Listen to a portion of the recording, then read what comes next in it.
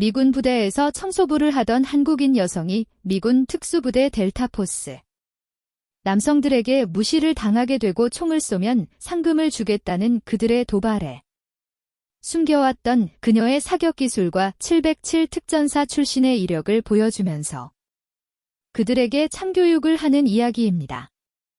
영상 시청하시기 이전에 구독과 좋아요 부탁드립니다. 저희에게 큰 힘이 됩니다.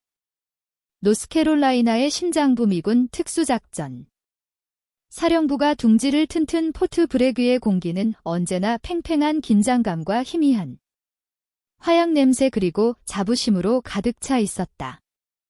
그 중에서도 최정예 델타포스 대원들만이 사용하는 오메가 레인지는 살아있는 전설들이 신화를 써내려가는 성역과도 같은 곳이었다.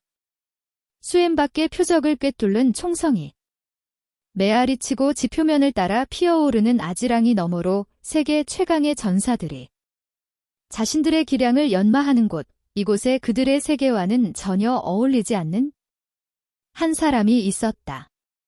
그녀의 이름은 강유진. 하지만 오메가 레인지에서 그녀의 이름은 중요하지 않았다. 그녀는 그저 청소부 혹은 고스트라 불렸다. 십수개의 사선과 통제탑, 탄피로 어지러운 바닥을 매일같이 쓸고 닦는 그녀는 마치 배경의 일부처럼 존재했다. 짙은 작업복과 모자를 푹 눌러쓴 채 묵묵히 자신의 일만 하는 그녀에게 말을 거는 대원은 없었다. 그들은 세계를 구하고 역사를 바꾸는 임무를 수행하는 자신들과 그들이 흘린 흔적을 지우는 청소부 사이에는 보이지 않는 명확한 계급이 존재한다고 믿었다.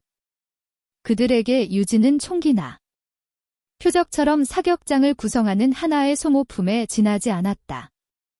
특히 델타포스의 작전팀 리더이자 부대 내에서도 신적인 존재로 추앙받는 아레사즈라는 호출명을 가진 마스터 서전트 밀러는 노골적으로 그녀를 무시했다. 그는 아프가니스탄의 산맥과 이라크의 사막에서 불가능한 임무들을 성공시키며 살아있는 전설이 된 인물이었다. 그의 눈에 비친 유진은 총구에서 뿜어져 나오는 화염의 잔상보다도 희미한 존재였다. 헤이 고스트. 거기 비켜.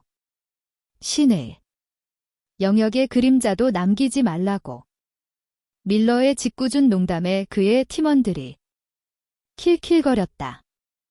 유진은 말없이 고개를 숙여 인사하고는 청소 하트를 끌고 조용히 사선 뒤편으로 물러났다. 그녀의 무표정한 얼굴 아래 얼음처럼 차가운 평온이 자리 잡고 있었다. 그녀는 소음을 들었다. 총성의 폭발음이 아닌 그 너머의 소리들. 밀러의 미세하게 떨리는 호흡. 방화를 당기는 그의 손가락 힘의 불균형, 중력과 바람의 미세한 변화를 계산하지 못한 그의 오만함까지. 그녀는 눈을 감고도 그 모든 것을 볼 수 있었다. 그날도 여느 때와 같은 오후였다. 밀러는 새로 지급된 최신형 저격 소총 KDEX 디펜스의 CDX-50 트레머를 테스트하고 있었다. 4,000m. 거리의 표적을 연이어 마치며 그의 주변에서는 감탄사가 터져나왔다. 역시 알레스야. 저 거리에서 저 정도 집탄율이라니 인간이 아니야? 저격의 신이 강림한 게 틀림없어. 팀원들의 찬사에 우쭐해진 밀러는 의기양하게 소총을 내려놓았다. 그때 그의 시선이 사격장 구석에서 묵묵히 탄피를 줍고 있는 유진에게 꽂혔다. 순간 그의 입가에 비릿한 미소가 번졌다. 자신의 위대함을 과시하고 동시에 이방인 청소부를 조롱할 완벽한 기회였다. 이바고스트 밀러의 우렁찬 목소리에 사격장의 모든 시선이 집중되었다. 유진은 천천히 고개를 들었다. 소총이 어떤 건지는 아나. 당신이 매일 닦는 바닥의 타일 한 장보다 비싼 물건이야. 총에 대해 뭘 알기나 했. 유진은 대답 없이 그를 바라보았다. 그녀의 침묵은 무지나 굴복이 아닌 심연처럼 깊은 고요함이었다. 그 침묵이 밀러의 자존심을 더욱 자극했다. 그는 한 걸음 더 나아가 전 세계 저격 역사상 공식적으로 기록된 적 없는 거리를 가리켰다. 타격장 끝 거의 보이지도 않는 4,500m 지점에 비상용으로 설치된 작은 강철 표적이었다. 좋아. 재미있는 게임을 하지? 당신이 저걸 마치면 내 개인 계좌에서 50만 달러를 주지. 깨끗하게 세금도 없이 사격장은 순간 찬물을 끼얹은 듯 조용해졌다가 이내 폭소로 가득 찼다. 델타포스 최정예 대원들도 성공을 장담할 수 없는 신의 영역에 속한 거리였다. 바람과 습도 지구의 자전까지 계산해야 하는 초장거리 저격. 총 한 번 잡아본 적 없을 것 같은 동양인 청소부에게 던진 제안은 명백한 조롱이자 희롱이었다. 미척군 아레스 그녀에게 총을 조립하는 법부터 알려줘야 할걸. 50만 달러를 땅에 버리는 셈이군. 차라리 우리에게 맥주나 사라고. 팀원들의 비웃음 속에서 밀러는 의기양하게 유진을 내려다보았다. 그는 그녀가 겁을 먹고 울먹이거나 화를 내며 거절할 것이라 예상했다. 하지만 유진의 반응은 그의 예상을 완전히 빗나갔다. 그녀는 주피를 조용히 바구니에 내려놓고 천천히 밀러에게 다가왔다. 그리고는 그의 눈을 똑바로 응시하며 나지막 강단 있는 목소리로 말했다. 그 제안 받아들이죠. 순간 사격장의 모든 소음이 멎다. 마치 진공 상태가 된 듯했다. 밀러조차도 당황한 기색이 역력했다. 유진은 아랑곳하지 않고 그가 내려놓은 CDX-50 트레머 앞에 섰다. 그녀는 소총을 집어드는 대신 마치 오랜 친구를 대하듯 부드럽게 총의 각 부분을 얼루만졌다. 그리고는 믿을 수 없는 속도와 정확성으로 소총을 분해하기 시작했다. 숙련된 총기 전문가도 혀를 내릴 만큼 빠르고 정밀한 움직임이었다.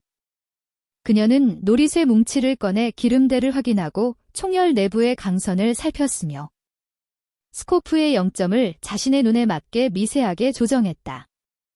그 모든 과정은 기계처럼 정확했지만 동시에 물 흐르듯 자연스러웠다. 델타포스 대원들의 입에서 웃음기가 사라졌다. 그들은 지금 눈앞에서 벌어지는 광경이 무엇을 의미하는지 본능적으로 깨닫고 있었다.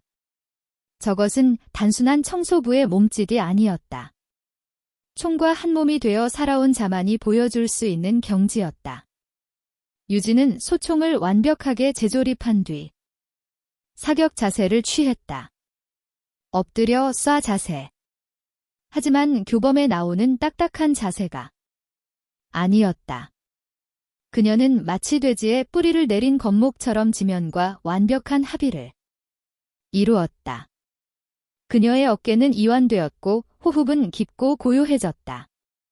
그녀는 스코프를 들여다보지 않았다. 대신 눈을 감았다. 그녀는 바람의 노래를 들었다. 포트브레그의 습한 공기를 가르며 불어오는 남서풍. 상층의 변덕스러운 기류 그리고 4.5km의 여정 동안 탄환이 겪어야 할 수많은 장애물들. 그녀는 할아버지가 가르쳐준 대로 마음의 눈으로 탄도를 그렸다. 중력에 의해 휘어지고 코리올리 효과로 미끄러지며 바람에 의해 춤을 추게 될 탄원의 길 그 모든 변수를 계산하는 것이 아니라 온몸으로 느끼고 있었다. 몇 초 같은 영혼의 시간이 흘렀다.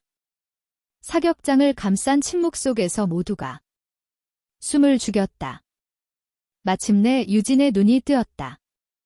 그녀의 눈동자에는 더 이상 감정의 동요가 없었다. 오직 목표와 자신 그리고 소총만이 존재할 뿐이었다. 날카로운 총성이 고유함을 갈랐다. 총구에서 뿜어져 나온 화염과 함께 거대한 50mmg 탄환이 포물선을 그리며 미지의 세계로 날아갔다. 1초, 2초, 3초. 시간이 흐를수록 대원들의 초조함은 극에 달했다. 저 멀리 아지랑이 너머의 표적은 너무나도 작고 멀었다. 땡, 마치 먼 곳에서 울리는 작은 종소리처럼 맑고 청아한 금속성 파열음이 바람을 타고 날아왔다. 통제탑의 관측병이 스피커를 통해 경악에 찬 목소리로 외쳤다. 타겟 히트 정중앙 불스아이. 사격장은 다시 한번 침묵에 휩싸였다. 이번에는 조롱이나 비웃음이 섞이지 않은 순수한 경악과 충격의 침묵이었다. 세계 최강을 자부하던 델타포스. 대원들은 자신들의 눈을 의심했다. 불가능이라 여겼던 거리신의 영역이라 불리던 그곳을 저 이름 모를 청소부가 단 한 발로 꿰뚫어 버린 것이다. 밀러는 석상처럼 굳어 있었다. 그의 얼굴에서 오만함과 자신감은 온데간데 없고 오직 믿을 수 없다는 표정만이 남아 있었다. 그는 천천히 유진에게 고개를 돌렸다. 유진은 이미 소총을 내려놓고 다시 청소 하트 옆에서 있었다. 마치 아무 일도 없었다는 듯 원래 고스트로 돌아간 모습이었다. 하지만 이제 그 누구도 그녀를 이전처럼 볼 수 없었다. 그녀는 더 이상 보이지 않는 유령이 아니었다. 그녀는 자신들의 성역 한가운데서 기적을 행한 미지의 전설이었다. 유진은 굳어있는 밀러를 향해 나지막이 말했다. 수표는 어디로 보내드리면 될까요? 마스터 서전트. 그녀의 목소리는 조용했지만 그 어떤 총성보다도 크고 명확하게 오메가 레인지에 울려 퍼졌다. 유진의 총성이 남긴 충격의 여파는 쉽게 가라앉지 않았다. 50만 달러 수표를 쓰는 밀러의 손은 미세하게 떨리고 있었다. 그는 수표를 건네며 아무 말도 하지 못했다. 그저 눈앞의 불가위한 여성을 이해할 수 없다는 듯 바라볼 뿐이었다. 유진은 수표를 작업복 주머니에 구겨 넣고는 다시 자신의 일로 돌아갔다. 그녀의 마음은 이미 포트 브레그를 떠나 안개 자욱한 한국의 어느 깊은 산골짜기로 향하고 있었다. 이야기는 수십 년 전 지리산의 품에 안긴 작은 마을로 거슬러 올라간다. 그곳에는 한국 전쟁의 포화 속에서 전설적인 저격수로 이름을 날렸던 한 노인이 살고 있었다. 그의 이름은 김재성. 전장에서 그는 하얀 그림자라 불렸다. 적의 심장부 깊숙이 홀로 침투하여 단 한 발의 총성으로 전세를 뒤집었던 신화적인 인물. 하지만 전쟁이 끝나고 그는 자신의 모든 훈장과 명예를 뒤로 한 채 지리산으로 들어와 평범한 사냥꾼으로 살아갔다. 세상은 그를 잊었지만 그의 전설은 아는 사람들 사이에서 입으로만 전해졌다. 강유진은 그 전설의 유일한 제자이자 피를 나는 소녀였다. 부모를 일찍 여인 그녀에게 할아버지 김재성은 아버지이자 스승 그리고 세상의 전부였다. 그녀가 처음 총을 잡은 것은 10살 남짓되던 해였다. 할아버지는 그녀에게 총을 쏘는 기술을 가르치지 않았다. 그는 길을 가르쳤다. 유진아 할아버지는 산 정상에서 불어오는 바람을 맞으며 말했다. 그의 목소리는 거칠었지만 깊은 울림이 있었다. 총은 쇠붙이에 불과하다. 진정한 힘은 내 안에 있다. 바람의 숨결을 느끼고 돼지의 맥박을 듣고 목표물과 하나가 되어야 한다. 조준경으로 보는 것은 허상일 뿐. 마음으로 보아야 진실이 보인다. 할아버지는 유진에게 혹독한 훈련을 시켰다. 비가 오는 날에는 빗방울이 나뭇잎에 부딪히는 소리만으로 숲속 동물의 위치를 파악하게 했고 눈이 오는 날에는 자신의 발자국 소리를 지우고 걷는 법을 가르쳤다. 사격 훈련은 언제나 마지막이었다. 몇 시간이고 같은 자세로 엎드려 오직 호흡과 명상을 통해 마음을 다스리게 했다. 방화를 당기는 것은 그 모든 과정의 끝에서 더 이상 내가 쏜다는 의식조차 사라졌을 때 비로소 허락되었다. 그녀의 707 특수임무대 복무 시절은 할아버지의 가르침이 현실 세계에서 어떻게 발현되는지를 증명하는 시간이었다. 하얀 독수리라는 별명을 가진 그녀는 부대 최고의 저격수였다. 어떠한 악조건 속에서도 침착함을 잃지 않았고 그녀의 탄환은 언제나 목표를 벗어나는 법이 없었다. 동료들은 그녀를 경외했지만 동시에 약간의 거리감을 느꼈다. 그녀의 사격술은 서구식 군사 교리로는 설명할 수 없는 마치 동양의 선과 같은 경지에 있었기 때문이다. 하지만 영원할 것 같았던 군 생활은 예상치 못한 곳에서 끝을 맺었다. 해외 대테러 연합훈련 중 그녀는 아군 오인 사격의 위험에 처한 동료를 구하기 위해 명령을 어기고 단독으로 행동했다. 결과적으로 그녀는 동료의 목숨을 구했지만 그 과정에서 돌이킬 수 없는 부상을 입고 불명예 전역을 하게 되었다. 그녀의 어깨에는 하얀 독수리의 날개 대신 선명한 수술 자국, 백색의 흉터가 남았다. 군이라는 조직의 환멸을 느낀 그녀는 세상과 단절된 삶을 선택했다. 그 무렵 오랫동안 병상에 누워있던 할아버지 김재성이 그녀를 불렀다. 임종을 앞둔 할아버지는 유진의 손을 잡고 마지막 유언을 남겼다. 내 평생에 한이 있다면 나의 이름과 나의 길을 제대로 남기지 못한 것이다. 사람들은 나를 전쟁, 영웅으로만 기억하지만 내가 추구했던 것은 살상이 아니라 조화였다.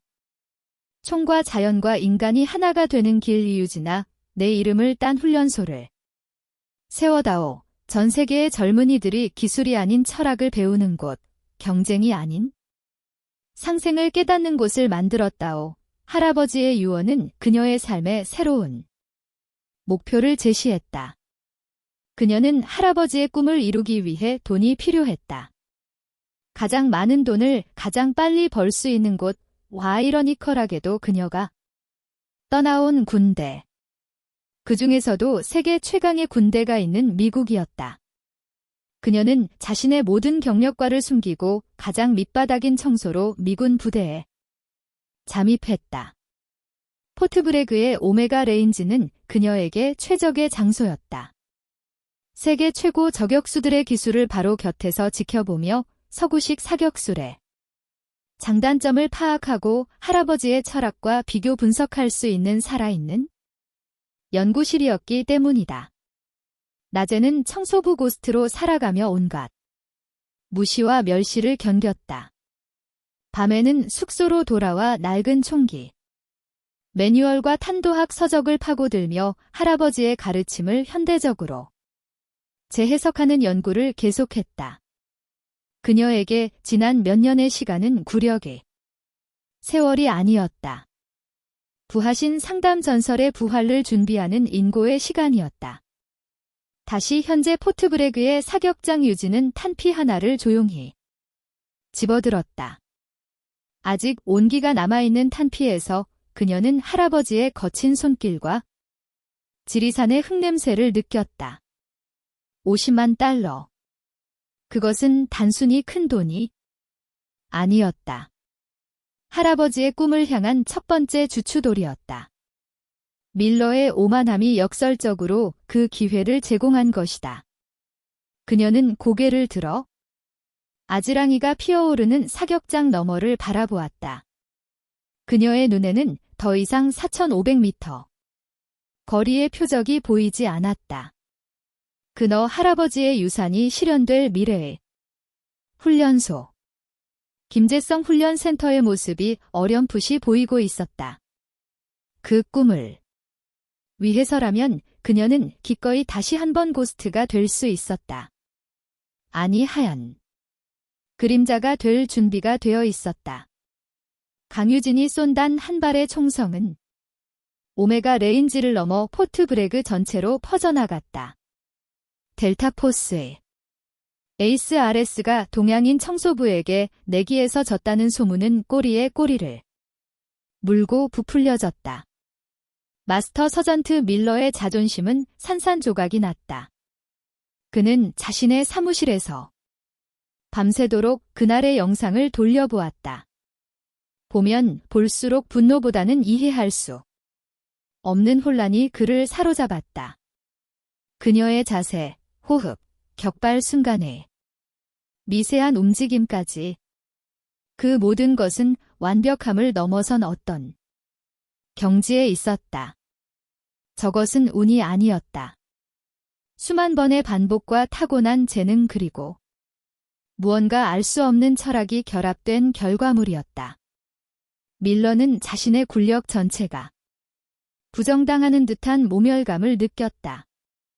그는 이대로 물러설 수 없었다. 그는 RS 전쟁의 신이었다.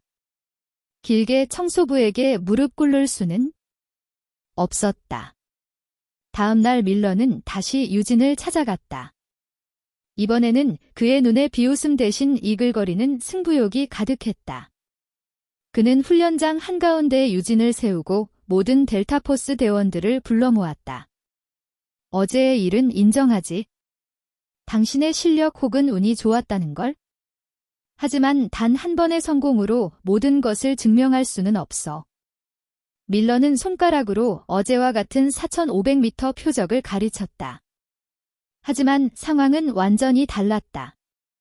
하늘에는 먹구름이 끼어 있었고 예측 불가능한 돌풍이 사격장에 깃발을 미친 듯이 흔들고 있었다. 최악의 기상 조건이었다. 이런 날씨에 장거리 저격을 시도하는 것은 자살행위나 다름없었다. 지금 이 조건에서 다시 한번 성공시켜봐. 만약 성공한다면? 어제의 50만 달러는 잊어주지. 하지만 실패한다면 당신이 이긴 돈을 전부 토해내고 여기서 당장 사라져. 그것은 명백한 트집이자 불리한 조건의 강요였다. 주위의 대원들조차 밀러의 행동이 치졸하다고 생각했지만 누구도 감히 입을 열지 못했다. 모두의 시선이 유진에게 쏠렸다. 그녀가 거절할 것이라 혹은 분노할 것이라 예상했다. 하지만 유진은 이번에도 평온했다. 그녀는 하늘을 한번 올려다보고 바람의 방향을 가음하더니 조용히 고개를 끄덕였다.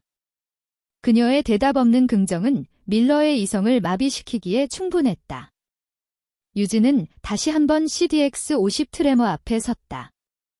이번에는 총을 분해하지 않았다. 어제 이미 자신의 몸에 맞게 완벽히 조율해 놓았기 때문이다. 그녀는 엎드렸을 취하고 다시 눈을 감았다. 상황은 어제보다 훨씬 더 나빴다.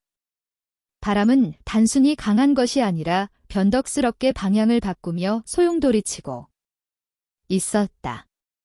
마치 살아있는 생물처럼 탄환을 집어삼키려 날뛰었다. 유진은 할아버지의 가르침을 떠올렸다. 바람과 싸우려 하지 마라. 바람의 일부가 되어라. 바람이 너에게 길을 알려줄 것이다. 그녀는 숨을 멈추고 기다렸다. 분노한 바람의 울부짖음 속에서 아주 찰나의 순간 모든 기류가 균형을 이루는 한 점을 찾기 위해 온 신경을 집중했다. 대원들이 보기에는 그저 미동도 없이 엎드려 있는 것처럼 보였지만 그녀의 내면에서는 우주적인 계산과 자연과의 교감이 이루어지고 있었다. 마침내 그녀의 손가락이 움직였다. 돌풍과 돌풍 사이 모든 것이 머는 그 찰나의 순간을 포착한 것이다. 탕. 총성은 거센 바람소리에 금세 무뎠다. 하나는 보이지 않는 바람의 벽을 뚫고 폭풍 후 속으로 사라졌다. 이번에는 그 누구도 결과를 예측할 수 없었다. 땡, 먹구름을 뚫고 어제보다 더 희미하지만 분명한 금속성 파열음이 들려왔다. 통제탑의 관측병이 거의 비명에 가까운 목소리로 외쳤다. 맙서 사명 중이다. 다시 한번 정중앙. 이번에 찾아온 침묵은 경악을 넘어선 경외에 가까웠다. 만약 첫 번째가 기적이었다면 두 번째는 신의 계시였다. 저 여자는 인간이 아니었다. 바람을 읽는 것이 아니라 바람을 지배하는 자였다. 밀러는 자신의 두 눈을 파내고 싶을 정도의 굴욕감에 휩싸였다. 그의 이성은 완전히 무너져 내렸다. 그는 이길 수 없다는 것을 깨달았다. 그렇다면 그녀가 절대로 이길 수 없는 판을 만들어야 했다. 그의 머릿속에 관기 어린 아이디어가 떠올랐다. 그는 부대에서 가장 악명 높은 문제와 3인방을 호출했다. 첫 번째는 이병 잭슨. 뉴욕 출신의 전형적인 스트리트 스마트로 교관을 비웃고 규칙을 무시하는 게 일상인 오만한 청년이었다. 사격 실력은 형편없었지만 자신감 많은 델타포스 뺨쳤다. 그의 문제는 자만심이었다. 두 번째는 이병 코디. MIT를 중퇴한 천재 해커 출신으로 모든 총기의 재원과 탄도학 공식을 줄줄 외웠다. 하지만 실전에서는 총의 반동에 겁을 먹고 눈을 감아버리는 겁쟁이였다. 그의 문제는 두려움과 지나친 생각이었다. 세 번째는 이병 디아즈. 할아버지와 아버지가 모두 해병대 수색대의 전설적인 저격수 출신인 군인 가문의 자제였다. 그는 가문의 명예를 이어야 한다는 중압감에 시달렸고 결정적인 순간마다 손이 떨리는 입수 증상을 겪고 있었다. 그의 문제는 불안감이었다. 밀러는 이 세 명의 오합지졸을 유진 앞에 세웠다. 그들은 하나같이 반항적이거나 주눅이 들어있거나 불안에 떨고 있었다. 좋아, 스승님. 당신이 그렇게 대단하다면 이 쓰레기들을 데리고 증명해봐. 밀러는 비웃음을 참지 못하고 말했다. 정확히 일주일 주지. 일주일 안에 이 3명의 나고자를 4,500m 저격이 가능한 엘리트 사수로 만들어. 만약 3명 모두 성공한다면 내가 당신에게 $100만 주지. 하지만 단 한 명이라도 실패한다면 당신은 어제와 오늘 얻은 모든 것을 잃고 2번 다시 내 눈앞에 나타나지 않는 거야. 그것은 내기가 아니었다. 사악한 저주에 가까웠다. 델타포스 최고의 교관들이 몇 달을 붙잡고도 포기한 문제들을 일주일 만에 신의 경지에 오르게 하라는 것은 불가능을 넘어선 모독이었다. 모두가 유진이 이번에야말로 분노하며 거절할 것이라 생각했다. 하지만 유진은 화를 내지 않았다. 대신 그녀는 처음으로 문제야 3인방이 눈을 찬찬히 들여다보았다. 그녀는 그들의 눈동자 속에서 오만함과 두려움, 그리고 불안감 너머에 있는 작은 불씨를 보았다. 그것은 어쩌면 재능일 수도 혹은 간절함일 수도 있었다. 그녀는 그들 속에서 과거 지리산에서 길을 잃고 헤매던 어린 시절 자신의 모습을 보았다. 유진은 천천히 고개를 돌려 관기 어린 미소를 짓고 있는 밀러를 마주 보았다. 그리고는 그 어떤 때보다도 차분하고 명확한 목소리로 말했다. 그 도전 받아들이겠습니다. 그녀의 대답은 $100만 향한 탐욕이 아니었다. 그것은 스승으로서, 할아버지의 길을 잇는 후계자로서 길 잃은 영혼들을 구원하겠다는 선언과도 같았다. 델타포스의 성역 한가운데서 불가능한 훈련의 막이 오르고 있었다. 훈련 첫날의 동해 특기 전 포트브레그의 공기는 차갑고 축축했다. 오메가 레인지에서 떨어진 외진 보조 훈련장 에코스는 버려진 땅처럼 황량했다. 강유진은 약속 시간보다 1시간 먼저 도착해 자리를 잡았다.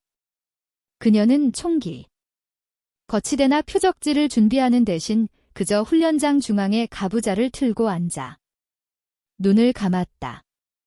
그녀의 호흡은 새벽의 고요한 공기와 하나가 되어 들숨과 날숨의 경계조차 느껴지지 않았다. 약속 시간이 한참 지나서야 지프 한 대가 먼지를 일으키며 훈련장으로 들어섰다. 잭슨, 코디, 디아즈가 투덜거리며 차에서 내렸다. 그들의 얼굴에는 불만과 피로 그리고 냉소가 가득했다. 젠장동이 특기도 전에 이게 무슨 짓이야? 저 여자 군인도 아니면서. 우리한테 명령질이야. 잭슨이 침을 뱉으며 말했다. 일주일 안에 4,500m 저격을 가르친다고. 확률적으로 불가능해. 차라리 그 시간에 새로운 판도 계산 프로그램을 코딩하는 게 더 유익할 거야. 코디는 태블릿 PC를 만지작거리며 중얼거렸다. 디아즈는 아무 말도 하지 않았다. 그의 두 눈은 괭했고 입술은 바짝 말라 있었다. 밤새 한숨도 자지 못한 사람처럼 보였다. 실패에 대한 두려움이 그의 영혼을 갉아먹고 있었다. 그들은 유진 앞에 삐딱하게 섰다. 그들은 유진이 군복을 입은 교관처럼 소리를 지르거나 위압적인 태도로 그들을 찍어 누를 것이라 예상했다. 하지만 유진은 눈을 감은 채 미동도 없었다. 오직 그녀의 나지막한 목소리만이 새벽의 정적을 갈랐다. 앉아라. 세 병사는 의아한 표정으로 서로를 쳐다봤다. 뭐라고? 지금 장난에 잭슨이 비웃음을 터뜨렸다. 우린 총 쏘러 왔어. 요가하러 온 게 아니라고. 유진은 천천히 눈을 떴다. 그녀의 눈빛은 호수처럼 잔잔했지만 그 깊이를 헤아릴 수 없었다. 그녀는 잭슨을 똑바로 응시했다. 총을 지배하고 싶은가? 그렇다면 너 자신부터 지배해야 한다. 지금 너는 내 안의 분노조차 다스리지 못하는데 어떻게 수미엠 밖의 바람과 중력을 다스리겠다는 거지? 잭슨은 순간 말을 잃었다. 마치 자신의 속을 꿰뚫어 보는 듯한 유진의 말에 얼굴이 붉어졌다. 유진은 코디에게로 시선을 돌렸다. 그 작은 판때기 안에 세상의 모든 답이 들어있다고 믿나? 그 숫자들이 바람의 차가움을 느끼나? 그 숫자들이 내 심장의 두근거림을 알고 있나? 지식은 껍데기일 뿐이다. 본질을 보지 못하면 너는 영원히 숫자들의 노예로 살게 될 것이다. 코디는 자기도 모르게 태블릿을 등 뒤로 숨겼다. 그의 가장 큰 무기이자 방패가 한순간에 무력화된 기분이었다. 마지막으로 유진은 디아즈를 바라보았다. 그녀의 목소리는 보다 한결 부드러워졌다. 두려운가? 내가 짊어진 것은 소총이 무게가 아니구나. 아버지의 이름, 할아버지의 명예라는 보이지 않는 산이 너를 짓누르고 있구나. 디아즈는 화들짝 놀라며 유진을 쳐다봤다. 처음으로 누군가가 자신의 고통의 근원을 정확히 짚어주었다. 그의 눈시울이 뜨거워졌다. 유진은 다시 조용히 말했다. 앉아라. 오늘 첫 번째 훈련은 너희 자신과 마주하는 것이다. 이번에는 아무도 토를 달지 못했다. 그들은 마지못해 혹은 무언가에 이끌린 듯 유진을 따라 바닥에 앉았다. 유진은 그들에게 눈을 감고 자신의 호흡에 집중하라고 했다. 들숨의 차가운 새벽 공기가 코를 통해 들어와 폐를 가득 채우는 느낌. 날숨의 몸 안에 불안과 긴장이 빠져나가는 상상. 잭슨은 좀이 쑤셔 견딜 수가 없었다. 1분 1초가 고문 같았다. 코디는 머릿속에서 온갖 판도 공식과 변수들이 떠다녔다. 집중하려 할수록 잠염은 꼬리를 물었다. 디아즈는 숨을 쉴수록 심장이 더 빨리 뛰는 것 같았다. 실패의 장면들이 눈앞에 어른거렸다. 시간이 얼마나 흘렀을까? 유진의 목소리가 다시 들려왔다. 이제 일어나서 눈을 감아라. 그녀는 그들에게 한 발로 서서 균형을 잡으라고 지시했다. 처음에는 쉬워 보였지만 시간이 지날수록 몸이 사시나무처럼 떨렸다. 유진은 그들의 몸이 아니라 마음을 훈련시키고 있었다. 몸의 미세한 떨림을 느끼고 그 떨림을 제어하기 위해 호흡을 조절하는 과정. 그것이 바로 저격수가 겪는 격발 직전의 심리 상태와 같았다. 하루 종일 훈련은 그런 식으로 계속되었다. 총은 구경조차 할 수 없었다. 눈을 감고 바람소리 듣기, 흙냄새 맡기. 멀리서 들려오는 다른 부대의 훈련 소리에 집중하기. 새 병사는 처음에는 황당해했지만 시간이 지날수록 무언가 달라지는 것을 느꼈다. 잭슨의 날카로운 신경질이 조금씩 무뎌졌고 코디의 머릿속을 채웠던 복잡한 공식들이 단순해졌으면 디아즈의 가쁜 호흡이 조금씩 안정을 찾아갔다. 해가 서쪽으로 기울어 훈련장을 붉게 물들릴 무렵지는 마침내 그날의 훈련을 끝냈다. 새 병사는 몸은 지쳤지만 이상하게도 정신은 처음 도착했을 때보다 맑아진 기분이었다. 돌아가려는 그들을 향해 유진이 마지막으로 말했다. 오늘은 총을 잡지 않는다. 너희의 마음이 바로 첫 번째 관역이기 때문이다. 그 관역의 정중앙을 꿰뚫지 못하면 세상 그 어떤 총으로도 목표를 맞힐 수 없다. 새 병사는 말없이 서로를 쳐다보았다. 그들의 눈에는 더 이상 냉소나 불만이 없었다. 내신 아주 희미하지만 분명한 호기심과 기대감이 싹트고 있었다.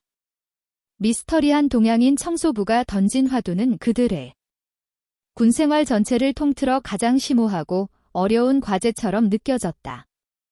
그들은 난생 처음으로 총이 아닌 자기 자신을 향해 조준을 시작하고 있었다. 훈련 이틀째 새 병사는 어제보다 일찍 훈련장에 도착했다. 밤새 유진의 마지막 말이 귀가를 맴돌았다. 마음이 관역이라는 말, 그들은 여전히 그 의미를 완전히 이해하지 못했지만 적어도 그녀의 훈련 방식에 순순히 따르기로 마음먹은 듯 했다. 그들이 도착했을 때 유진은 이미 세자루에 저격 소총을 분해하여 하얀 천 위에 가지런히 펼쳐놓고 있었다. KDX 디펜스의 CDX-50 트레머. 어제는 구경도 못했던 그 육중하고 아름다운 소총의 모습에 새병사의 눈이 반짝였다. 드디어 진짜 훈련이 시작되는구나. 만져봐라. 유진이 조용히 말했다. 잭슨이 가장 먼저 달려들어 총열을 움켜주었다. 하지만 유진은 그의 손을 제지했다. 그렇게 잡는 게 아니다. 연인의 손을 잡듯 부드럽고 소중하게 다뤄라. 이 쇠붙이는 너희 생명을 지켜줄 전우이자 너의 의지를 세상에 실현시켜줄 분신이다. 존중 없이 다루는 자에게는 결코 마음을 열지 않는다. 유진은 그들에게 총의 각 부품을 하나씩 집어 눈을 감고 느껴보라고 했다. 차가운 금속의 감촉, 부품마다 다른 무게와 질감, 기름 냄새까지. 그녀는 부품의 이름이나 기능을 설명하지 않았다. 그저 느끼고 기억하라고만 했다. 이제 조립해라. 새 병사는 자신만하게 조립을 시작했다. 하지만 유진의 요구는 그들의 예상을 뛰어넘었다. 그녀는 그들에게 눈을 가리고 조립을 하라고 시켰다. 보지 마라. 손끝의 감각으로 느껴라. 놀이쇠가 몸통과 결합되는 미세한 마찰력, 나사가 제자리를 찾아 들어가는 떨림. 모든 부품들이 제자리를 찾았을 때 내는 조화로운 소리를 들어라. 처음에는 불평이 터져나왔다. 잭슨은 성질을 이기지 못해 부품을 바닥에 내팽개쳤고 코디는 손이 미끄러져 몇 번이나 부품을 떨어뜨렸다. 디아즈는 불안감에 손이 떨려 제대로 된 조립을 할 수가 없었다. 유진은 묵묵히 그들의 실패를 지켜보았다. 그리고는 그들이 포기할 때쯤 다가가 그들의 손을 잡고 아주 천천히 조립 과정을 이끌어 주었다. 마치 그을 가르치듯 춤을 가르치듯 그녀의 손길은 부드러웠지만 단호했다. 점심시간도 없이 오후 내내 분해와 조립 훈련이 반복되었다. 해가 질 무렵 마침내 기적 같은 일이 벌어졌다. 코디가 가장 먼저 눈을 가린 채 완벽하게 소총을 조립해냈다. 그는 마지막 나사를 조이고 나서 자기도 모르게 탄성을 질렀다. 느껴져요. 부품들이 서로 대화하는 것 같아요. 그의 얼굴에는 지식의 오만함 대신 깨달음의 희열이 가득했다. 그 다음은 디아즈였다. 유진은 그의 귓가에 속삭였다. 아버지의 총이 아니다. 할아버지의 총도 아니다. 이건 너의 총이다. 너만의 이야기를 만들어라. 그 말에 디아즈의 떨림이 거짓말처럼 멎다. 그는 침착하게 마치 오랫동안 해온 일처럼 소총을 조립했다. 마지막으로 잭슨이 이를 악물고 집중한 끝에 조립에 성공했다. 그는 아무 말도 하지 않았지만 그의 눈빛은 더 이상 분노가 아닌 경외감으로 차 있었다. 훈련 3일차와 4일차는 자세와 격발 훈련에 할애되었다. 유진은 그들에게 총을 들지 않은 채 몇 시간이고 엎드렸을 유지하게 했다. 뼈와 근육이 비명을 질렀지만 그들은 고통 속에서 몸의 중심을 잡는 법, 돼지와 하나가 되는 법을 배우고 있었다. 그 다음은 총을 들고 자세를 유지하는 훈련이었다. 육중한 소총의 무게는 그들의 인내심을 시험했다. 유진은 그들의 자세를 교정해주며 말했다. 소총을 억지로 들려 하지 마라. 너의 몸이 소총을 받치는 요람이 되어야 한다. 소총이 가장 편안하게 누울 수 있는 자리를 찾아라. 힘이 아니라 균형으로 버티는 것이다. 마지막은 빈총으로 하는 격발 훈련이었다. 유진은 그들에게 표적을 보지 말고 오직 방아쇠를 당기는 자신의 손가락 끝에 모든 신경을 집중하라고 했다. 그녀는 그들의 옆에 귀를 대고 공이 놀이쇠의 부품과 부딪히는 소리, 그 미세한 찰칵 소리만으로 그들의 호흡과 심리 상태를 읽어냈다. 잭슨 급하다. 내 분노가 손가락 끝에 실려 있어. 코디 망설이지 마라.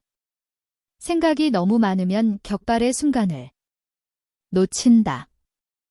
디아즈, 숨을 멈추지 마라. 호흡이 멈추면 너의 마음도 멈춘다. 흐르는 강물처럼 자연스럽게 날숨의 끝에서 부드럽게 격발해야 한다.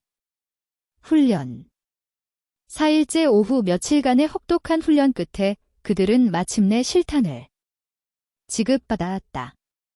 단 한 발 표적은 불과 100m 앞에 있었다.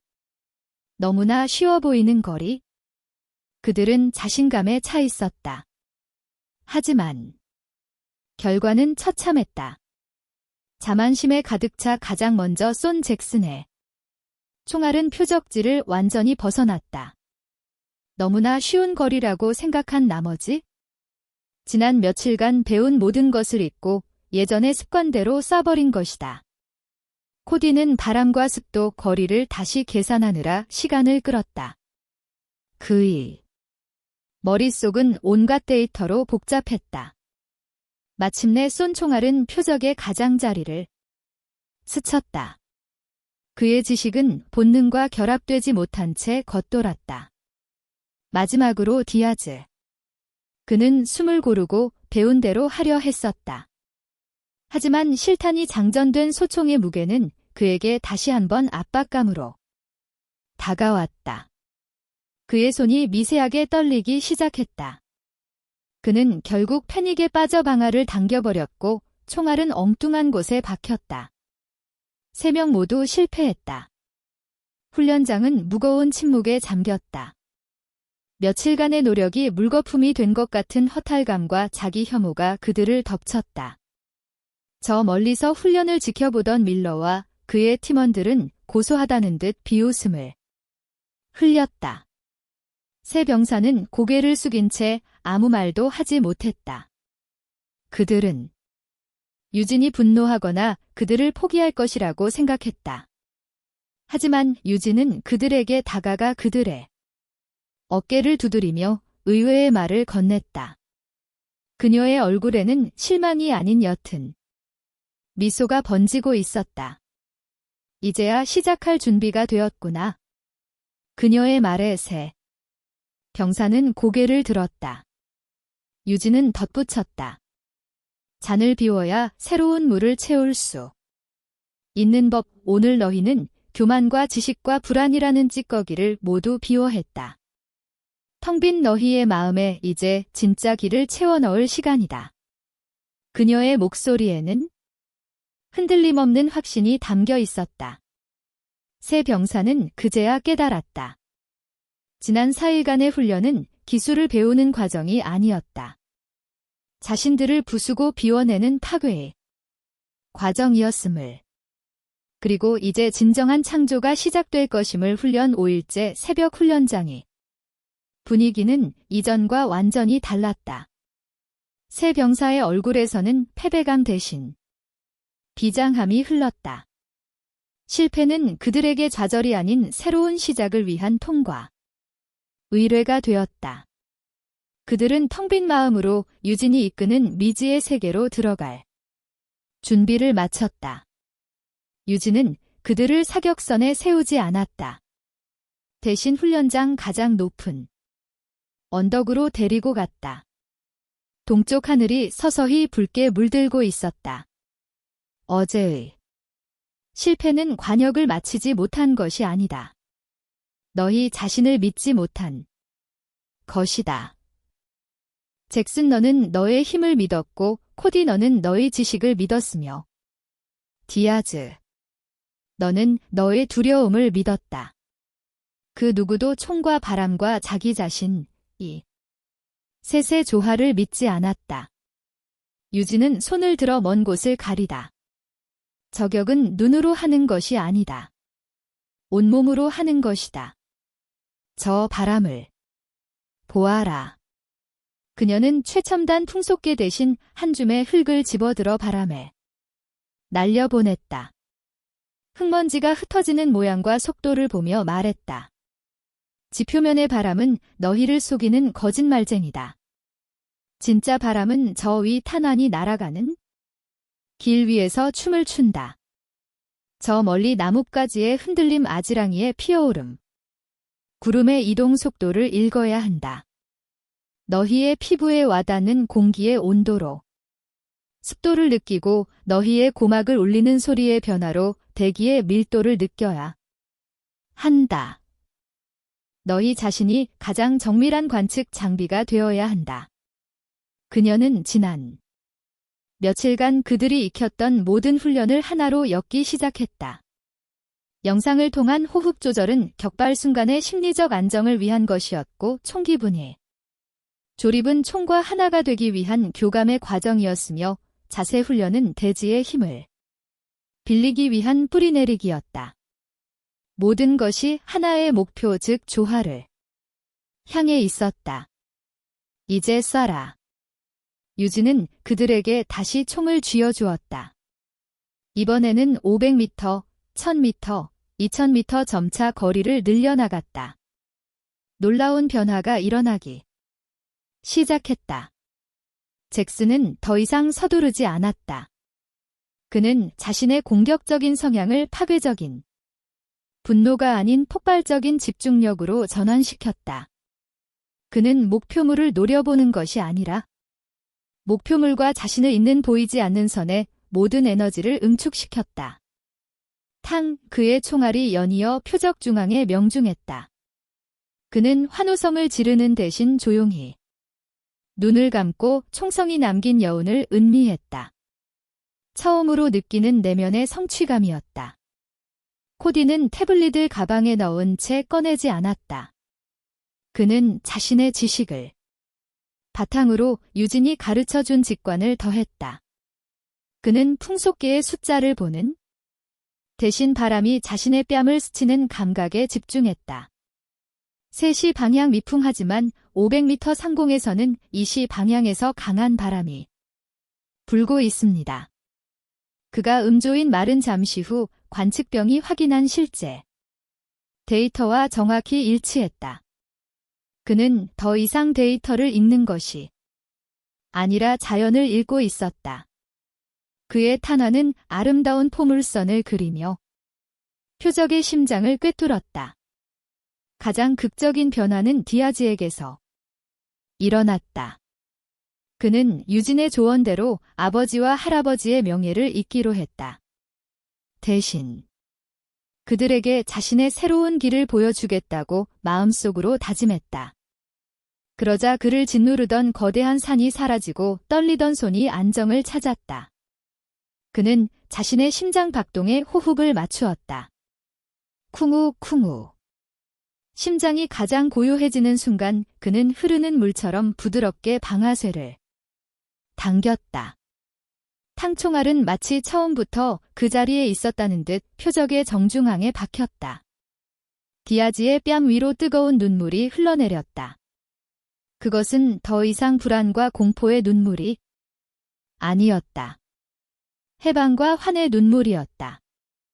훈련 6일째 마지막 날 그들은 더 이상 오합지졸 문제들이 아니었다. 그들은 하나의 팀이었다. 서로의 자세를 교정해주고 서로가 놓친 바람의 변화를 알려주었다. 그들의 움직임에는 군더더기가 없었고 눈빛에는 조용한 자신감이 넘쳤다. 멀리서 지프에 기댄 채 그 광경을 지켜보던 밀러의 얼굴에서 비웃음이 사라진 지는 오래였다. 그의 표정은 이제 불신과 혼란 그리고 아주 약간의 경외감으로 복잡하게 뒤섞여 있었다. 그는 자신이 저지른 내기가 얼마나 어리석었는지를 깨닫기 시작했다. 그는 저 여자가 단순한 저격수가 아니라 사람의 영혼을 조율하는 마법사일지도 모른다고 생각했다. 그날 저녁 해가 질 무렵 유진은 그들을 최종 시험이 치러질 4,500m 사격선으로 데려갔다. 하지만 그녀는 총을 쏘라고 하지 않았다. 엎드려라. 그리고 눈을 감아라. 표적을 보지 말고 마음으로 보아라. 유진은 그들에게 최종 시험의 전 과정을 마음속으로 그려보라고 했다. 소총을 들어 자세를 잡고 호흡을 고르고 바람의 길을 잃고 방아쇠를 당기고 파나니 수초간의 긴 여행 끝에 표적에 명중하는 그 모든 순간을 너희의 마음속에서 이미 명중했다면 현실에서도 그러할 것이다.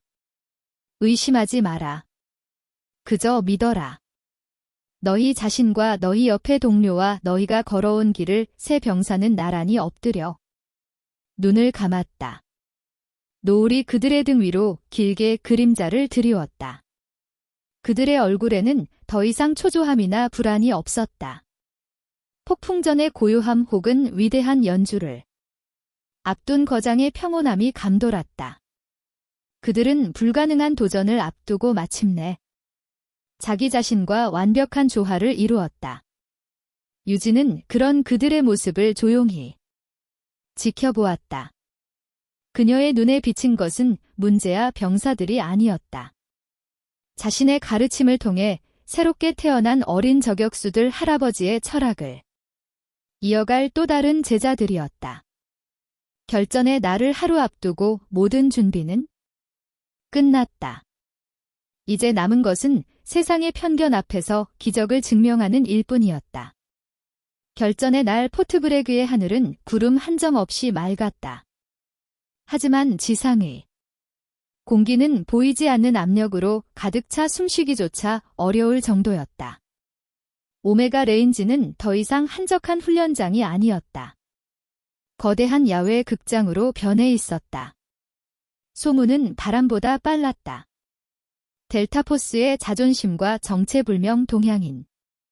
청소부의 기적 그리고 3명의 나고병이 걸린 100만 달러짜리 내기의 이 자극적인 이야기는 포트브레그의 모든 장교와 부사관들의 구미를 당겼다.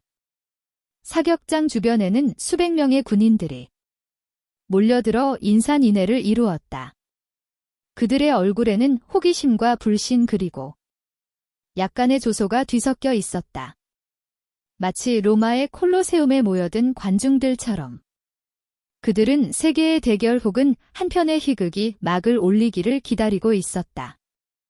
관중석 가장 높은 곳에는 포트브레그의 사령관인 클라크 대장을 비롯한 육군 특수작전 사령부의 고위 장성들이 자리를 잡았다. 그들의 존재는 이 내기가 더 이상 개인 간의 자존심 싸움이 아님을 의미했다.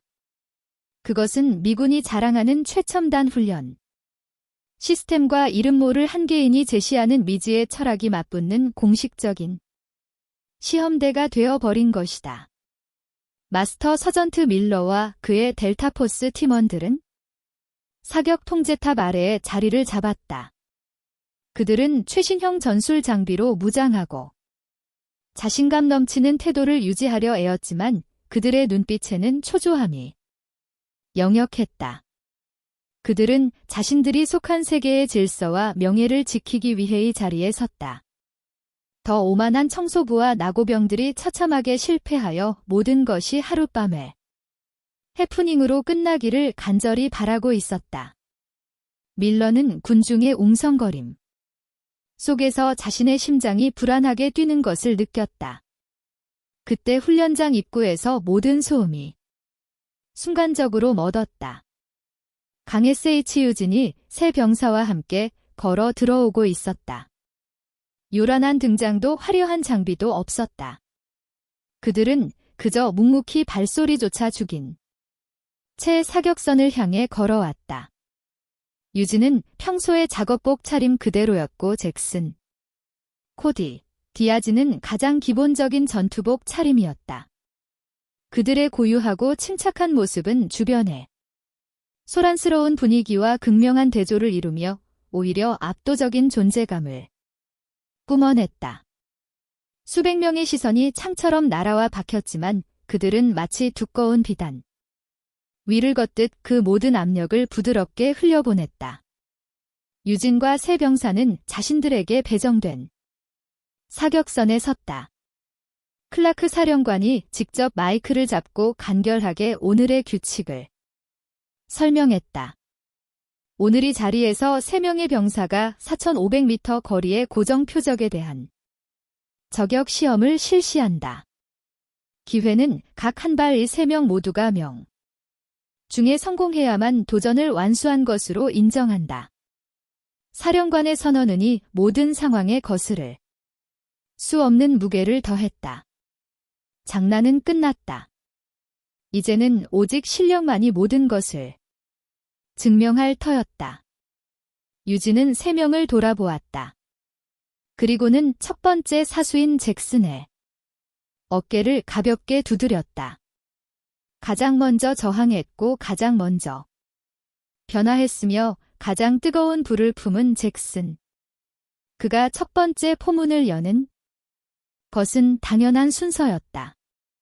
잭슨은 고개를 끄덕이고 천천히 사선에 엎드렸다. 수백 개의 눈동자가 그의 등 뒤에 비수처럼 꽂혔다. 관중석에서는 비웃음 섞인 수군거림이 들려왔다. 저 거만한 뉴욕 촌뜨기부터 실패할 거야. 잭슨의 귀에도 그 소리가 들렸다. 예전에 그였다면 당장 일어나 주먹을 날렸을 것이다. 하지만 지금의 그는 달랐다. 그는 유진이 가르쳐 준 대로 눈을 감았다. 외부의 소음을 차단하고 내면의 목소리에 귀를 기울였다. 분노는 너의 조준을 흐트러뜨릴 뿐이다. 유진의 목소리가 마음속에서 울렸다. 그는 천천히 숨을 들이마셨다. 포트브레그의 흙냄새와 풀냄새가 폐부 깊숙이 스며들었다. 그는 소총을 드는 대신 돼지를 손바닥으로 느꼈다. 땅의 단단함 그 안에 담긴 고요한 힘이 그의 몸으로 전해져 왔다. 그는 더 이상 관중 앞에 구경거리가 아니었다. 그는 지금 돼지와 바람과 총과 함께 호흡하는 하나의 존재였다. 잭슨은 천천히 눈을 뜨고 소총을 어깨에 견착했다. 스코프 안으로 아지랑이 너머의 표적이 아득하게 보였다. 그는 표적을 노려보지 않았다. 그저 바라볼 뿐이었다. 그리고는 바람의 길을 잃기 시작했다. 피부에 스치는 공기의 감촉, 멀리 기대의 흔들림, 시야 가장자리에서 움직이는 구름의 그림자. 모든 감각이 하나의 정보가 되어 그의 뇌리에 탄도를 그렸다. 그의 손가락이 부드럽게 방아쇠 위에 올라갔다. 심장이 고요해지고 세상의 모든 소음이 사라진 완벽한 평온의 순간 마침내. 그는 결심했다. 탁 날카로운 총성이 오메가 레인지에 침묵을 깨고 울려 퍼졌다. 총알은 포물선을 그리며 미지 공간으로 날아갔다. 이제 남은 것은 오직 기다림뿐이었다. 수백 명의 군중 장성들 그리고 밀러까지 모두가 숨을 죽인 채 저 먼 곳에서 들려올 운명의 소리를 기다리고 있었다. 시간은 영원처럼 느리게 흘러갔다. 정적 총성이 머은 후 찾아온 침묵은 수백 명의 무게만큼이나 무겁고 끈적했다. 모두의 시선은 4.5km 넘어 점처럼 보이는 표적에 고정되었다. 시간은 마치 멈춘 듯 했다. 1초, 2초, 3초. 탄환이 중력과 싸우고 바람과 춤을 추며 날아가는 그 영업의 시간 동안 잭슨은 눈을 감고 있었다. 그는 자신의 손을 떠난 탄원의 여정을 마음으로 젓고 있었다. 땡. 아주 멀리서 하지만 더할 나위 없이 맑고 명료한 금속성 파열음이 바람을 타고 날아왔다. 사격 통제탑의 스피커에서 관측병의 흥분을 감추지 못한 목소리가 터져 나왔다. 명중. 첫 번째 사수 명중. 순간 훈련장을 가득 메웠던 불신의 공기가 깨졌다. 웅성거림이 파도처럼 번져나갔다.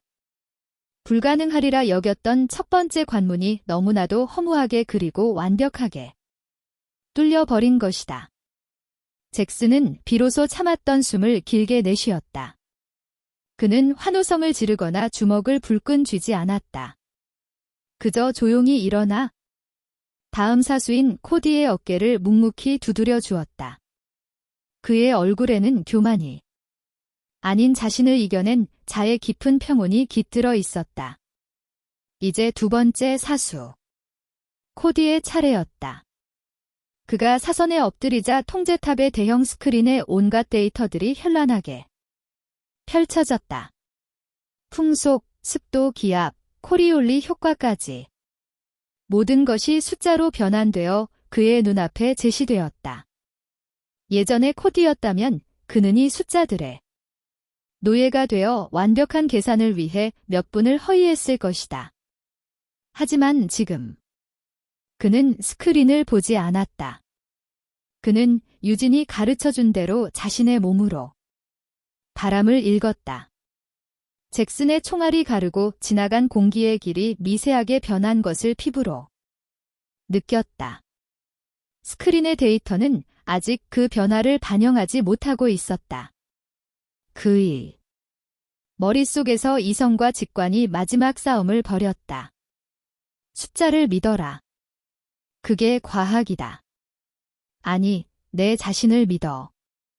그게 길이다. 코디는 눈을 감았다. 그리고는 과감하게 스크린의 데이터가 제시하는 값과는 미세하게 다른 방향으로 총구를 수정했다. 그것은 오직 그만이 느낄 수 있는 감각에 의존한 순수한 직관의 영역이었다. 그의 손가락은 더 이상 망설이지 않았다. 탕, 두 번째 총성이 울려 퍼졌다. 다시 한번 기나긴 기다림의 시간이 흘렀다. 관중들은 이제 조롱이 아닌 긴장감으로 침을 삼켰다. 땡, 두 번째 명중 소리가 울려 퍼지는 순간 관중석에서는 탄식이 터져나왔다. 이것은 더 이상 운이 아니었다. 이해할 수 없는 그러나 분명히 존재하는 실력이었다. 밀러의 얼굴은 하얗게 질려 있었다. 그가 평생을 바쳐 쌓아 올린 과학적이고 체계적인 군사교리의 성벽이 이름 모를 여자와 오합지졸들의 손에 무너져 내리는 것을 목격하고 있었다. 이제 모든 것은 마지막 사수 디아즈의 어깨에 달렸다. 훈련장 전체의 압박감이 한 사람에게로 집중되었다. 모두가 그의 사연을 알고 있었다. 위대한 저격수 가문의 후회라는 영광과 그 무게에 짓눌려 손을 떠는 저주. 디아즈가 사선에 엎드리자 아니나 다를까 그의 손끝이 미세하게 떨리기 시작했다. 예당령이 다시 그의 목을 조여오는 듯했다. 그의 호흡이 가빠지고 시야가 흐려졌다. 바로 그때였다. 강유진이 조용히 그의 뒤로 다가왔다. 그녀는 아무 말도 하지 않았다. 그저 따뜻한 손을 그의 어깨 위에 가만히 얹었을 뿐이었다. 그 단순한 접촉이 모든 것을 바꾸었다. 어깨를 통해 전해져 오는 온기는 단순한 체온이 아니었다. 나는 너를 믿는다. 너는 혼자가 아니다. 이것은 너만의 길이다. 라는 수만 마디의 말을 압축한 강력한 신뢰의 메시지였다. 디아즈의 마음을 짓누르던 아버지와 할아버지의 거대한 그림자가 그 온기 속에서 봄눈처럼 녹아내렸다. 그는 더 이상 그들의 기대를 위해 총을 쏘는 것이 아니었다. 자신을 믿어준 한 사람을 위해 그리고 마침내 자기 자신을 위해 방아를 당기기로 결심했다. 그의 떨림이 멎었다. 호흡이 안정되고 시야가 선명해졌다. 그는 스코프 안의 표정 너머 자신을 짓누르던 과거의 망령들과 작별 인사를 했다. 그리고는 자신의 심장이 가장 고요하게 울리는 순간 한치의 망설임도 없이 격발했다. 탕 세 번째 총성. 이번의 침묵은 이전과 비교할 수 없을 정도로 깊고 무거웠다. 모두가 숨을 죽였다. 기적의 완성을 목격할 것인가? 아니면 눈앞에서 신화가 좌초되는 것을 볼 것인가? 땡. 마지막 명중 소리는 천둥처럼 훈련장에 울려 퍼졌다. 잠시 동안의 완전한 정적. 그리고 그 정적을 깨고 누군가 먼저 할 것도 없이 박수를 치기 시작했다. 박수 소리는 이내 거대한 함성이 되어 포트 브레그의 하늘을 뒤덮었다. 불가능이 현실이 되는 순간이었다. 조롱과 불신으로 가득 찼던 군중은 이제 경애와 찰를 담아 아낌없는 박수, 갈채를 보내고 있었다. 잭슨, 코디, 디아즈는 서로를 부둥켜 안았다. 그들은 더 이상 문제야 나고병 겁쟁이가 아니었다. 그들은 스스로의 한계를 극복하고 기적을 써낸 영웅들이었다. 유진은 조금 떨어진 곳에서 그 모습을 바라보며 처음으로 얼굴에 환한 미소를 피웠다. 그녀의 시선은 저 멀리 자신에게 천천히 걸어오는 클라크 사령관에게 향했다. 사령관의 얼굴에는 충격과 감탄 그리고 한 인간에 대한 깊은 존경심이 복잡하게 얽혀 있었다. 내기는 끝났지만 진짜 이야기는 이제부터 시작이었다. 기적의 세 발이 남긴 여우는 쉬라 앉지 않았다. 훈련장은 순식간에 축제 분위기로 바뀌었다. 장교들은 3명의 새로운 영웅에게 몰려들어 악수를 청하고 등을 두드리며 찬사를 보냈다. 그들의 눈에는 더 이상 나고병을 보는 경멸이 없었다. 미지의 힘으로 다시 태어난 전설을 목격한 경외심만이 가득했다. 혼란의 중심에서 마스터 서전트 밀러는 유령처럼 사라지고 있었다. 그는 차아. 강유진과 얼굴을 마주할 용기가 없었다. 그는 자신의 부하에게 $100만 든 돈 가방을 건네며 유진에게 전달하라고만 이은 채 인파. 속으로 자취를 감췄다. 그의 패배는 단순히 내기에서 진 것이 아니었다. 그가 믿어왔던 세계의 붕괴이자 자존심의 완벽한 죽음이었다. 클라크 사령관은 유진을 이끌고 소란스러운 훈련장을 빠져나와 자신의 조용한 집무실로 안내했다. 그는 유진에게 따뜻한 차를 건네며 존경심이 가득한 눈으로 그녀를 바라보았다. 강 선생, 오늘 당신이 보여준 것은 단순한 사격 기술이 아니었소. 나는 내 군생활 전체를 통틀어 오늘처럼 경이로운 광경을 본 적이 없소. 그것은 기술을 넘어선 일종의 철학이자 예술이었소. 사령관은 잠시 말을 고르더니 유진에게 파격적인 제안을 건넸다. 미육군의 이름으로 당신에게 공식적으로 제안하겠소. 우리 군의 저격수 훈련 프로그램을 전면적으로 개혁할 수 있는 모든 권한을 드리겠소.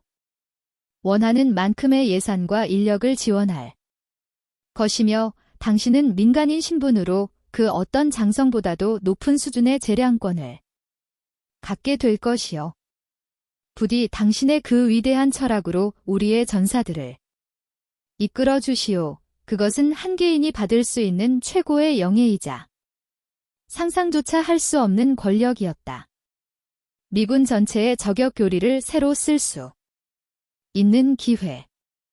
유진이 고개만 끄덕인다면 그녀는 세계 최강의 군대 위에 군림하는 살아있는 전설이 될 수 있었다.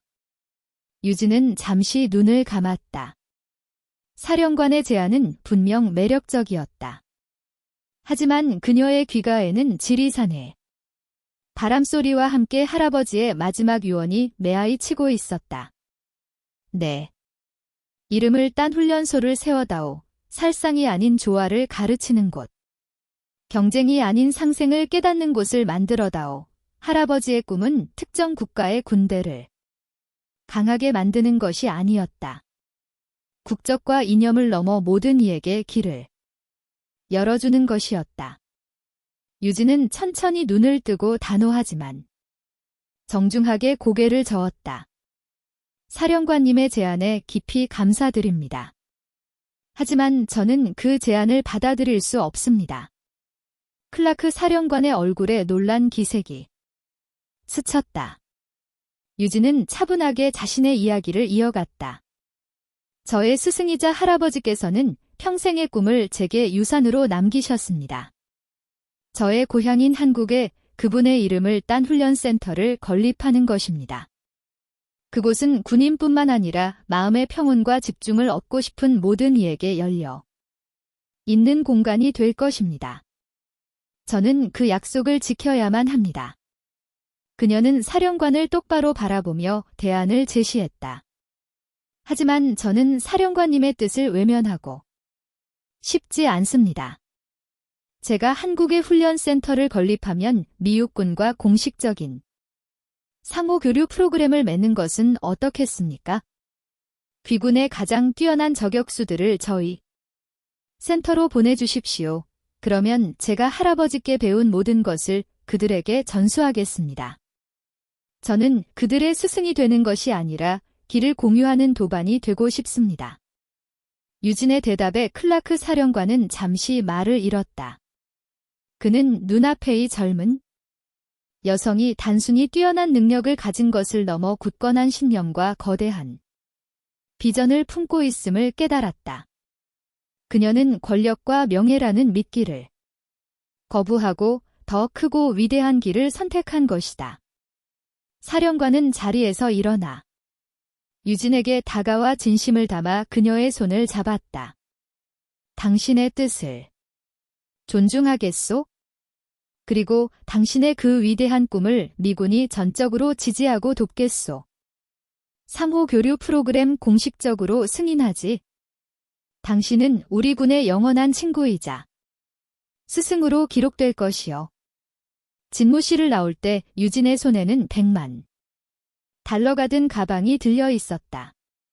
하지만 그 돈은 더 이상 내기에 상금이 아니었다. 그것은 할아버지의 꿈을 실현시킬 종자돈이자 국경을 넘는 새로운 약속의 증표였다. 뮤즈는 자신들의 영웅이 된 잭슨, 코디, 디아즈와 마지막 인사를 나누었다.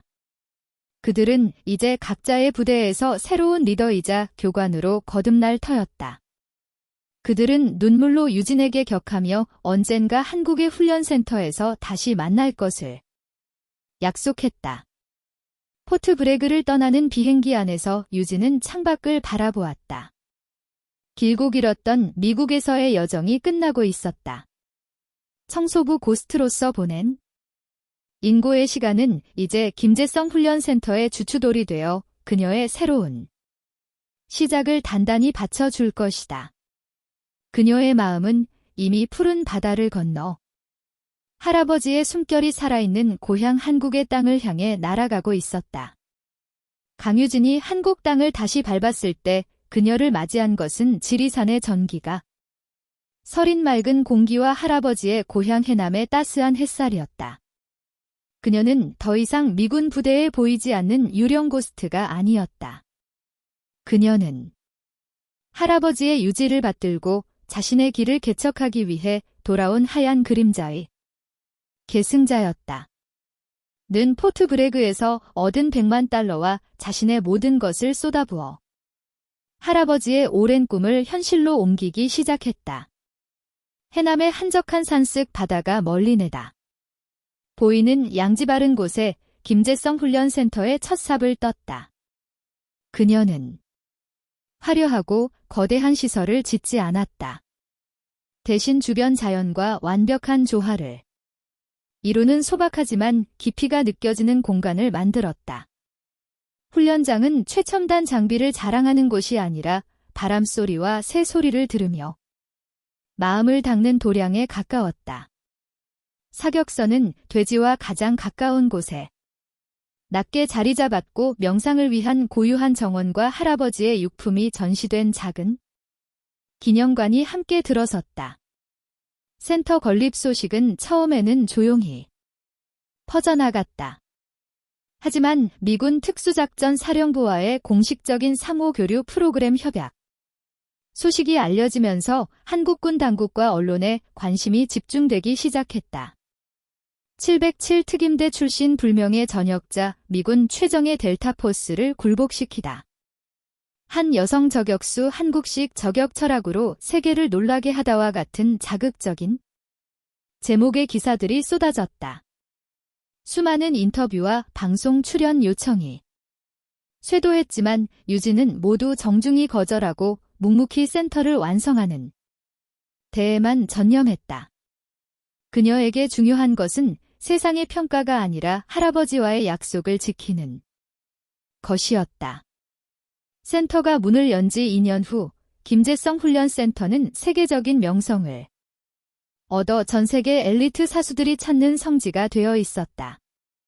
미군 델타포스는 물론 네이비실, 영국의 공수 특특전단, 이스라엘의 시에테트, 마트칼 등 각국 최정예 부대원들이 이곳을 거쳐갔다. 그들은 이곳에서 단순히 총을 쏘는 기술을 배우지 않았다. 그들은 강유진의 지도 아래 경쟁이 아닌 조화를, 살상이 아닌 존중을, 기술이 아닌 철학을 배웠다. 그들은 총을 내려놓고 명상을 했고 자연과 교감하며 자신의 내면을 들여다보는 법을 익혔다. 이곳을 거쳐간 모든 이들은 이전과는 비교할 수 없는 깊이와 통찰력을 얻어 각자의 부대로 돌아갔고 강유진과 김재성 훈련센터의 전설은 그렇게 입에서 입으로 퍼져나갔다. 그리고 마침내 센터 건립 2주년을 기념하는 날이 밝았다. 기념식에는 센터를 거쳐간 수많은 국내외 인사들과 지역 주민들이 모여 인산인해를 이루었다. 그들 중에는 유진에게 특히나 가해가 새로운 얼굴들이 있었다. 이제는 각 부대에서 최고의 교관이자 리더로 성장한 잭슨, 코디, 그리고 디아즈. 그들은 2년 전에 약속을 지키기 위해 그리고 자신들의 인생을 바꿔준 스승에게 감사를 표하기 위해 한 다음에 달려왔다. 그리고 그들 옆에는 모두의 예상을 깨고 한 사람이 더 서 있었다. 말끔하게 다린 정복 차림의 소령 계급장을 단 스티븐 밀러였다. 2년 전 굴욕적인 패배 후 자취를 감췄던 그는 그날의 충격 이후 깊은 고뇌의 시간을 보냈다. 그는 자신이 평생을 바쳐 쌓아온 신념이 무너진 자리에서 비로소 있었다. 그는 강유진이 보여준 것이 단순한 기술이 아닌 자신들이 잃어버렸던 전사의 본질적인 기림을 깨달았다. 그는 자존심을 버리고 가장 낮은 자세에서 유진의 철학을 연구하기 시작했다. 그리고 이제 그는 과거에 오만했던 아레스가 아닌 진정한 존경심을 품고 그녀 앞에 선 것이다. 기념식의 하이라이트 밀러 소령이 연단에 올랐다. 그는 수많은 청중 앞에서 강유진에게 깊이 고개를 숙여 경의를 표했다. 2년 전리의 주인인 강유진 선생 앞에서 저의 오만함과 무지를 드러냈습니다. 저는 총을 단순한 무기로만 생각했고 숫자로만 세상을 판단했습니다. 하지만 그녀는 제게 보여주었습니다. 진정한 강함은 파괴가 아닌 조화에서, 지배가 아닌 이해에서 나온다는 것을 그녀는 저의 눈을 뜨게 해준 진정한 스승입니다. 그는 미 특수작전 사령부 사령관의 위임을 받아 가져온 상자를 열었다.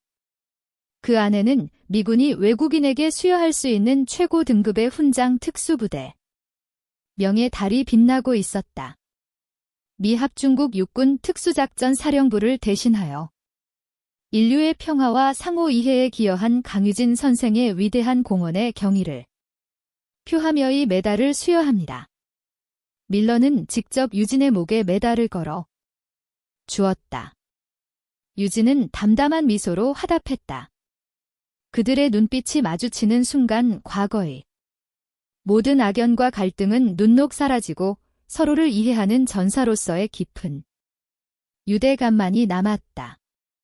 마지막으로 오늘의 주인공인 강유진이 연단에 섰다. 그녀는 화려한 연설문을 준비하지 않았다. 그저 자신의 마음속에 있는 이야기를 담하게 풀어놓았다. 이곳에 와주신 모든 분들께 감사드립니다. 저는 오늘 이 자리에서 저의 이야기가 아닌 저의 할아버지 김재성웅이 이야기를 하고 싶습니다. 할아버지는 제게 늘 말씀하셨습니다. 총을 쏘는 것은 기술이 아니라 세상과의 조화라고. 바람과 돼지와 그리고 목표물과 하나가 될 때 비로소 진정한 길을 볼 수 있다고 하셨습니다. 그녀는 기념식에 참석한 수많은 제자들과 내빈들을 둘러보며 말을 이었다. 우리는 서로 다른 언어를 쓰고 다른 색의 군복을 입고 다른 신념을 가지고 있을지 모릅니다. 하지만 오늘 우리는 이 자리에서 하나의 진실을 공유하고 있습니다. 그것은 바로 생명에 대한 존중과 서로에 대한 이해입니다. 이 훈련센터는 단순히 총을 잘 쏘는 법을 가르치는 곳이 아닙니다. 이곳은 우리가 왜 총을 들어야 하는지 그리고 언젠가는 총을 내려놓아야 할 그날을 위해 무엇을 준비해야 하는지를 함께 고민하는 곳입니다. 그녀의 목소리는 조용했지만 그 어떤 총성보다도 강력한 힘을 가지고 청중의 마음을 파고들었다. 저의 여정은 미군 사격장의 이름 없는 청소부로 시작되었습니다. 세상의 편견과 무시 속에서 저는 할아버지의 유산을 지키기 위해 제 자신과 싸워야 했습니다. 하지만 오늘 저는 깨닫습니다. 저를 단련시킨 것은 고된 훈련이 아니라 바로 그 편견과 무시였다는 것을. 불가능해 보였던 도전들이야말로 저를 이 자리로 이끌어준 가장 위대한 스승이었습니다. 그녀는 연설을 마치며 저 멀리 보이는 해남의 푸른 바다를 바라보았다. 그곳에는 할아버지의 너털 웃음과 지리산의 굳건한 전기가 함께 어려 있는 듯했다. 할아버지의 꿈은 이제 저만의 꿈이 아닙니다. 이 자리에 함께한 우리 모두의 꿈이 되었습니다. 우리는 계속해서 이 길을 함께 걸어갈 것입니다. 경쟁이 아닌 상생의 길을, 파괴가 아닌 조화의 길을, 그리고 언젠가 모든 총성이 멎는 평화의 시대를 향한 길을 말입니다. 연설이 끝나자 우레와 같은 박수 소리가 해남의 하늘과 땅을 가득 메웠다. 그것은 한 여성의 불가능한 도전에 대한 찬사를 넘어 그녀가 제시한 새로운 시대의 희망에 대한 뜨거운 응답이었다. 강유진은 자신을 향해 환호하는 사람들을 바라보며 조용히 눈을 감았다.